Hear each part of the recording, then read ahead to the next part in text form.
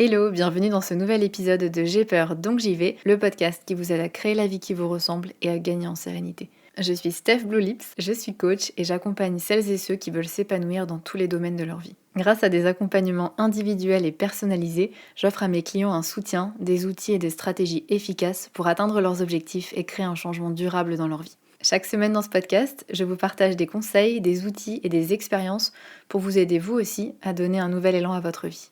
Vous êtes prêts ? C'est parti!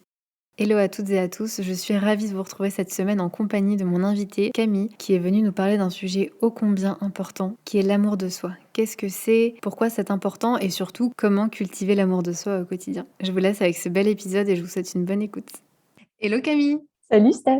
Je suis ravie de t'accueillir aujourd'hui dans J'ai peur donc j'y vais pour un épisode où on va parler d'un sujet tellement important qui est l'amour de soi, qui est un de tes sujets phares, ta spécialité. Donc je suis hyper heureuse de t'accueillir aujourd'hui pour parler de ça. Est-ce que, avant toute chose, tu souhaites te présenter aux auditeurs et aux auditrices? Oui, bien sûr. Tout d'abord, merci de m'avoir invitée pour parler effectivement de ce sujet qui me tient tout à cœur. Donc, moi, c'est Camille. Je viens du sud de la France, mais j'ai passé beaucoup d'années à l'étranger, un peu comme toi, et j'habite aux Açores depuis le début de l'année. Donc voilà, ça c'est pour le côté perso. Et sinon, je suis à la base coach de vie holistique certifiée, et j'ai décidé de me spécialiser dans l'amour de soi. Parce que, c'est un sujet qui me tient à cœur personnellement, mais j'ai aussi vu à travers mes coachings que c'était une problématique qui revenait souvent et qui avait, on en parlera plus tard, hein, mais beaucoup d'impact, dans différents domaines de vie. Ma mission aujourd'hui, si on peut dire, c'est, d'aider les femmes à s'accepter et à s'aimer davantage pour, leur permettre de vivre une vie plus épanouie et plus sereine. Génial. Et justement, avant toute chose, est-ce que tu pourrais nous dire ce que c'est pour toi l'amour de soi? Parce qu'il n'y a pas vraiment de définition officielle et c'est intéressant de voir quelle est ta définition à toi de Ouais. l'amour de soi. Ouais, tu fais bien de dire que finalement, c'est une vision qui nous est propre, parce que l'amour de soi, ça renvoie à soi, déjà, de base. Donc, pour dire les choses simplement, je le vois comme, s'aimer soi-même. Mais c'est un peu plus subtil que ça aussi parce que c'est s'aimer, de par nos qualités, mais aussi, nos défauts ou en tout cas, les choses qu'on aime moins chez nous. Donc c'est vraiment avoir une approche globale et apprendre à s'aimer dans son entièreté. Au-delà de s'aimer, parce que ça peut être un peu fort de dire qu'on aime nos défauts, mais c'est, peut-être plus, les accepter, les reconnaître et apprendre à vivre, avec. Oui. Et alors, pourquoi c'est important d'avoir de l'amour de soi? Parce que c'est pas forcément quelque chose, auquel on pense, quotidiennement. Tu vois, on parle beaucoup de confiance en soi. Pourquoi l'amour de soi, c'est important?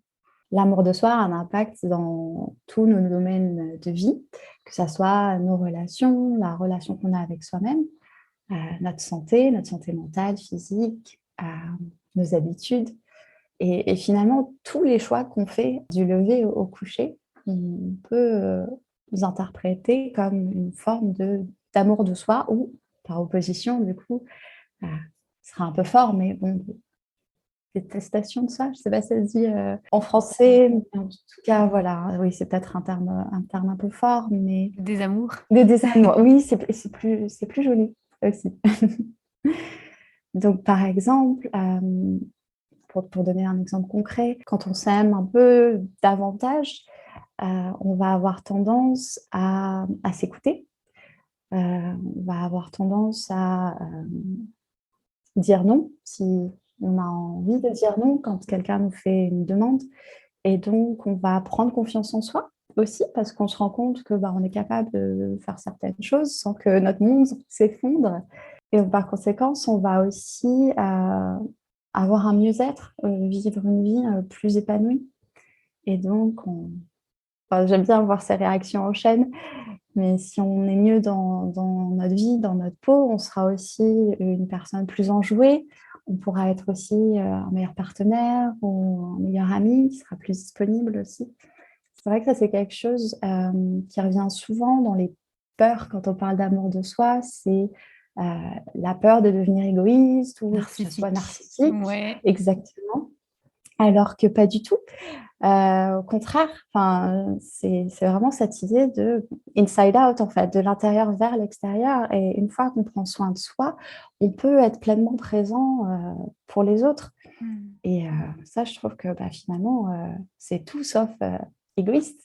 C'est vrai que tu as tout à fait raison de le préciser parce que je pense que c'est ce qui bloque beaucoup de gens dans le fait de faire ce travail de s'aimer plus, c'est qu'elles imaginent qu'elles vont, être, voilà, avoir le melon en gros, c'est, se regarder dans le miroir et se dire qu'on est génial alors qu'en réalité, s'aimer de manière saine, c'est comme tu disais à l'intérieur et à l'extérieur, c'est s'aimer suffisamment pour prendre soin de soi, c'est pouvoir poser ses limites dans les relations avec les autres parce qu'on a cette valeur, on considère qu'on a cette valeur pour ça et ouais, il y a plein de choses et c'est super intéressant que tu le précises parce que, bah, comme pour la confiance en soi, c'est ce qui peut venir bloquer les gens dans le fait de faire ce travail. C'est-à-dire qu'ils se disent: «Ah mais en fait, les gens qui ont confiance en eux, ils écoutent plus les autres, ils se remettent jamais en question, ils sont imbus d'eux-mêmes et cetera». Enfin, tu vois, c'est l'excès de confiance. Donc du coup, bah, je veux pas être comme ça, Oui. donc je préfère rester comme je suis et pas forcément travailler là-dessus. En fait, c'est pas du tout ça, vraiment la confiance en soi et c'est pas du tout ça l'amour de soi et tu as tout à fait raison de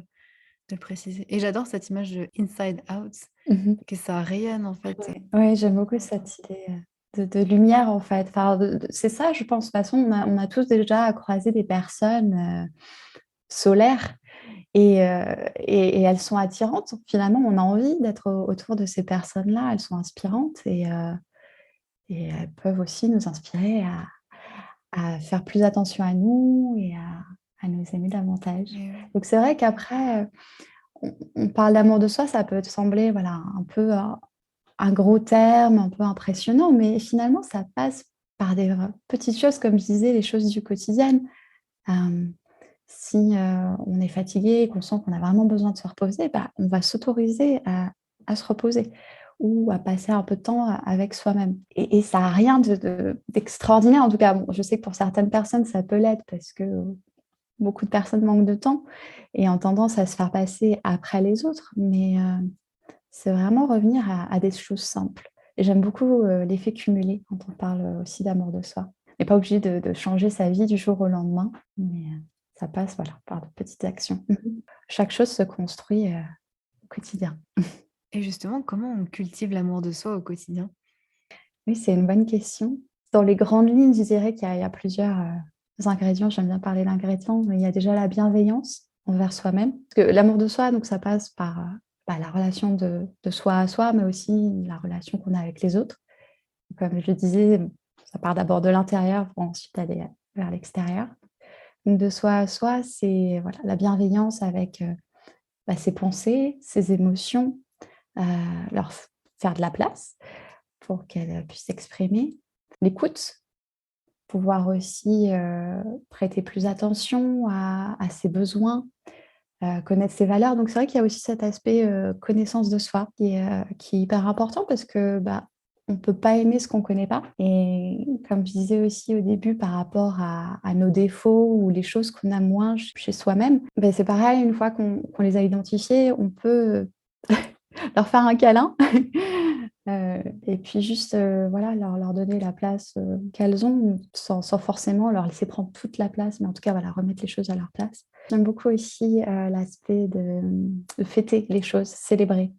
On a souvent tendance à se focaliser sur, le négatif, sur ce qu'on n'aime pas, sur ce qu'on n'a pas réussi, alors qu'en fait, il y a beaucoup de choses aussi qu'on fait très bien déjà et même des petites victoires, voilà, comme, quelque chose de tout bête, mais avoir réussi à faire toute sa to-do list, c'est très bien. Voilà, avoir fait sa séance de sport, c'est chouette aussi et voilà, prendre le temps, en fait, au lieu de se précipiter et de passer à la chose suivante dans notre journée.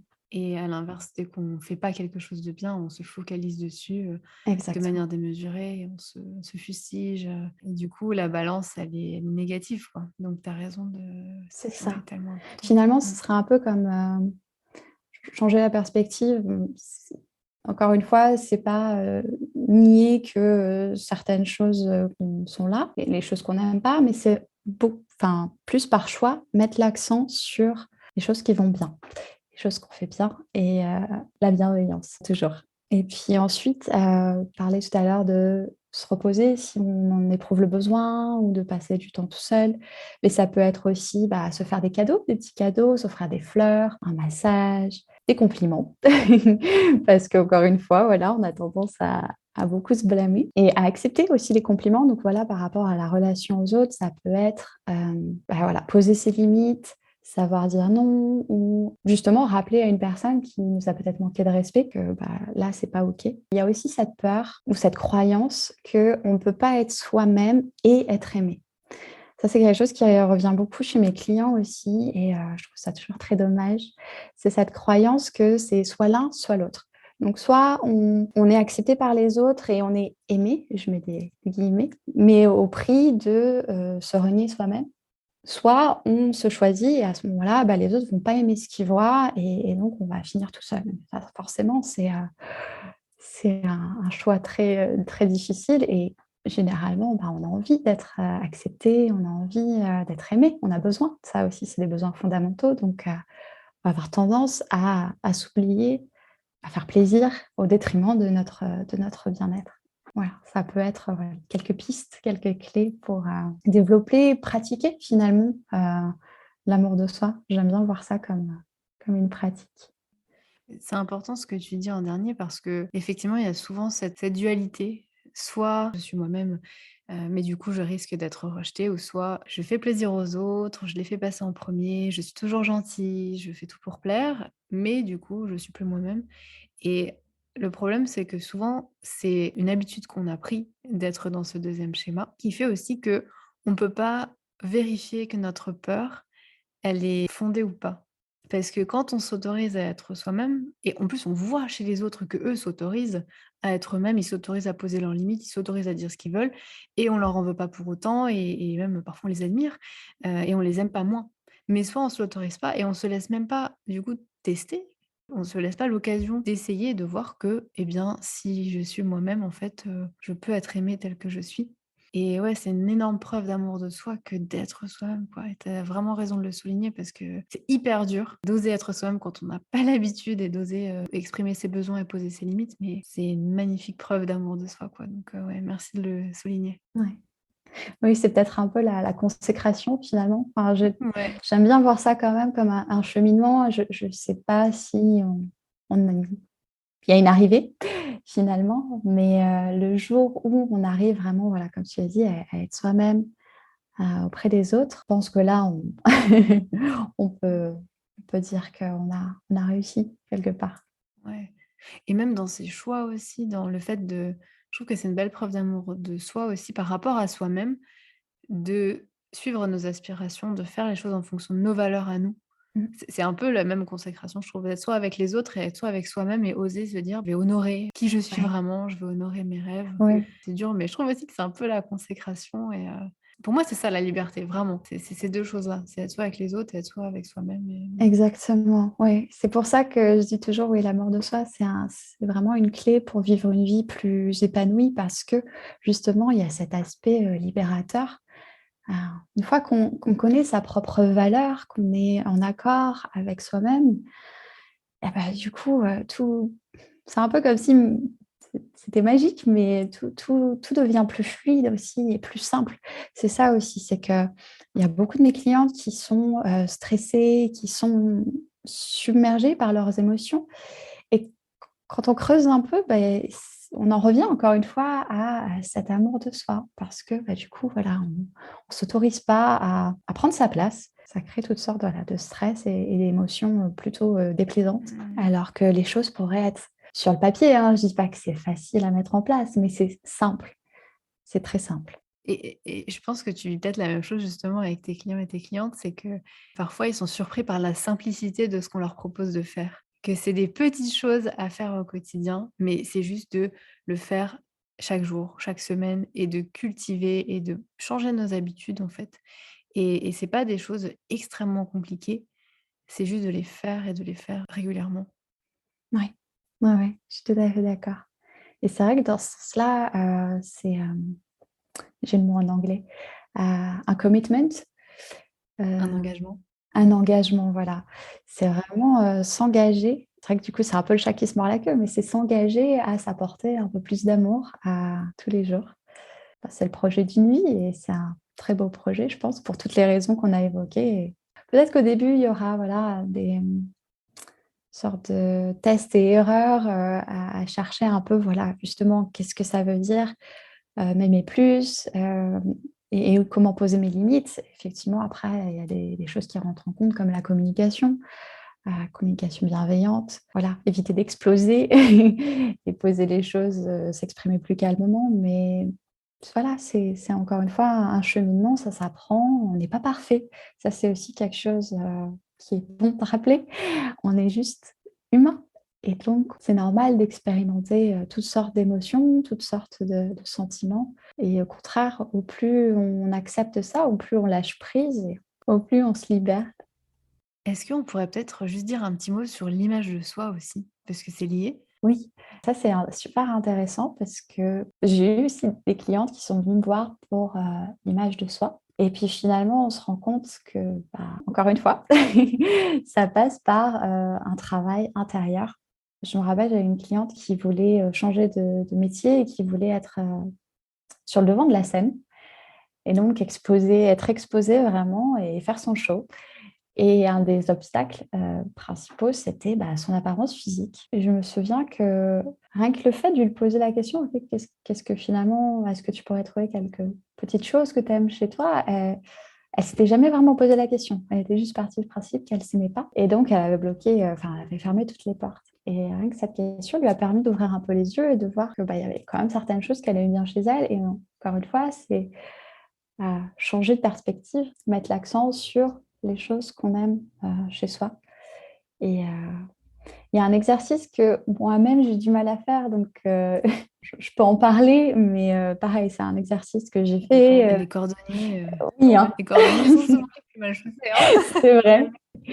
Mais donc, c'est peut-être que tu connais l'exercice du miroir. Donc, moi, j'aime beaucoup Louise Hay, qui a fait une grande partie de sa carrière autour de l'exercice du miroir. Et alors, du coup, c'est de se regarder dans le miroir et se dire, enfin, dire à voix haute même, je t'aime. Rien Et ça, voilà. Voilà. Oh mon Dieu. je ressens le malaise rien qu'à l'idée C'est ça. de On le n'y croit faire. pas, en fait, de prime abord. C'est vraiment... Puis, pareil, l'autocritique qui s'en donne à cœur joie. Moi, je n'ai pas envie d'abandonner cet exercice-là et je pense qu'il y a quand même un entre-deux avant d'arriver à s'aimer et à aimer son image. C'est peut-être d'arriver juste au stade où on a un regard neutre, finalement. Oui, Voilà, d'accepter. voilà, encore une Mmh. fois. De plus avoir cette critique qui va toujours chercher la petite bête, mais juste, voilà, d'être, finalement.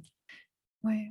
Si je peux me permettre d'ajouter quelque chose par rapport à l'exercice que tu proposais, c'est aussi que lorsque ça reste dans nos pensées, mais pas que ça ne s'inscrit pas dans les faits, ça va être difficile aussi pour notre cerveau d'y croire. Mmh. Et je pense que c'est important aussi, si, les personnes qui nous écoutent font cet exercice, de le faire suivre des actions que tu as proposées avant. Exactement. Parce que si dans les faits, en fait, rien de ce que tu fais au quotidien ne montre que en fait, oui, tu t'accordes de l'importance et de l'amour, tu n'y croiras jamais. Et donc c'est vraiment de coupler l'intention avec tous ces beaux exercices que tu nous as proposés avant. Ouais, ouais, je suis tout à fait d'accord et c'est bien que tu l'aies souligné parce qu'effectivement, si on reste dans le mental, il va pas se passer grand-chose, en fait. Le changement, il passe vraiment par l'expérience, par la pratique. Ouais, tout à fait. Bah, merci beaucoup Camille Merci à pour, toi. cet épisode de la plus haute importance. Donc, vraiment merci pour, tout ce que tu nous as apporté aujourd'hui. Est-ce qu'avant de se quitter, tu voudrais nous donner un petit peu des infos pour savoir où te retrouver? Oui, bien sûr. Alors, moi, mon compte, tous mes contenus sont en anglais, mais je propose aussi des accompagnements en français. Donc mon compte, c'est Oliwat Holistique. Je mettrai tout dans la barre d'infos Voilà, de pas besoin de l'épisode. les plaies. Voilà, donc ça, c'est mon Instagram, mon site internet et j'ai aussi un podcast, qui s'appelle Holy Me, où je parle, justement d'amour de soi, d'acceptation de soi et comment, finalement, encore une fois, changer de perspective et de passer de l'autocritique à plus de bienveillance. Super. Bah, je mettrai tout ça dans la barre de description du podcast pour qu'on puisse se retrouver et encore une fois, merci. Merci à toi. J'ai vraiment été heureuse, ouais, de partager tout ça avec toi et avec tes auditeurs. Merci, à bientôt. Ciao Camille. Bye bye. Merci d'avoir écouté cet épisode de J'ai peur donc j'y vais. Retrouvez-moi sur mon site internet stefbluelips.com, stefbluelips.com ou sur Instagram @stefbluelips. À bientôt.